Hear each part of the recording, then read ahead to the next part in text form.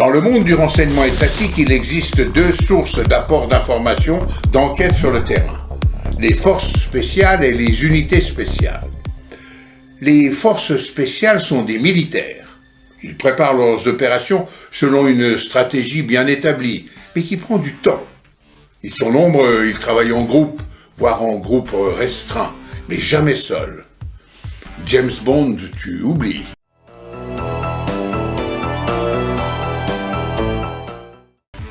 Ces groupes militaires possèdent la meilleure technologie, la plus récente, la plus performante. Ils se servent de drones ou de mini-drones grands comme une libellule. Dans un avenir proche, les robots avec prise d'image, capture infrarouge, sensibles aux mouvements montés sur des satellites, auront remplacé les hommes. J'espère que nous, les humains, serons capables de garder la maîtrise. Les unités spéciales, ce sont des flics, des policiers d'élite. Les unités spéciales sont dotées de moyens considérables et de moyens techniques adaptés au terrain, à la prise de renseignements rapides. Ils effectuent des surveillances, des observations, des filatures. L'homme et la technologie sont complémentaires. Ces deux unités de renseignement sont donc bien distinctes. Prenons un exemple. Il faut couvrir dans 2 semaines une réunion qui se déroulera entre membres de Hells Angels de différents chapitres.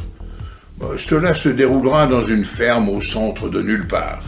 On prend les forces spéciales parce qu'il va falloir préparer cela comme une opération militaire. L'ennemi est dangereux, il est armé, très bien renseigné sur toutes les préparations des forces de police. Ils sont infiltrés quasiment partout. C'est une opération militaire d'hommes en tenue de combat, gilet pare-balles, qui travaillent contre un ennemi. Autre cas de figure, il faut obtenir du renseignement sur les déplacements de ces Hells Angels, leurs contacts, leurs relations, les apports financiers, ce qu'ils mangent, où et à quelle heure. On a besoin de connaître dans les moindres détails toutes leurs habitudes. Dans ce cas, on fera appel aux unités spéciales. Ce sont des flics qui vont enquêter pendant des mois, avec des moyens parfois similaires aux forces spéciales. La différence, c'est que vous allez les croiser dans votre quartier, les voir dans des établissements publics, dans des bars. Les voir, oui, mais les remarquer jamais. Les identifier comme des policiers, non, tu oublies. Ces deux unités se ressemblent à pas mal d'égards.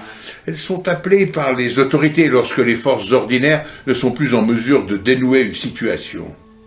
Mais elles sont très différentes sur un point essentiel.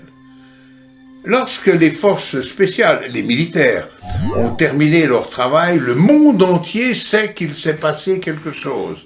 Parfois même, comme dans le cas de l'arrestation de Ben Laden, on sait où, comment et quand ils ont frappé. Par contre, en ce qui concerne les unités spéciales, les flics, la police d'élite, personne ne les a vus. Personne ne sait où elles travaillent, sur qui, pourquoi, comment et pour combien de temps. Et quand leur travail est terminé, même les kidams, qui étaient très proches de l'épilogue et du dénouement de la mission, ne se sont rendus compte de rien ou n'ont pas compris vraiment ce qui se passait devant leurs yeux. Ce sont des fouines, des lynx, des hiboux qui continuent à récolter de l'information, même la nuit. Et quand leur travail est terminé, même les kidams qui étaient très proches de l'épilogue, du dénouement de la mission, ne se sont rendus compte de rien et n'ont pas compris ce qui se passait devant leurs yeux. J'étais de ceux-là. Ma force, c'est d'avoir reçu une formation militaire, d'avoir pu l'exercer pendant plus d'une décennie, puis d'être devenu flic d'élite et enfin d'être passé dans le privé. Dès cet instant, j'ai perdu mes prérogatives, tous les pouvoirs d'un représentant de la loi pour redevenir un simple citoyen. Par contre, ma formation d'enquêteur, mes connaissances, mon expérience de terrain m'offrent à présent une palette de compétences hors du commun que je vais partager avec toi.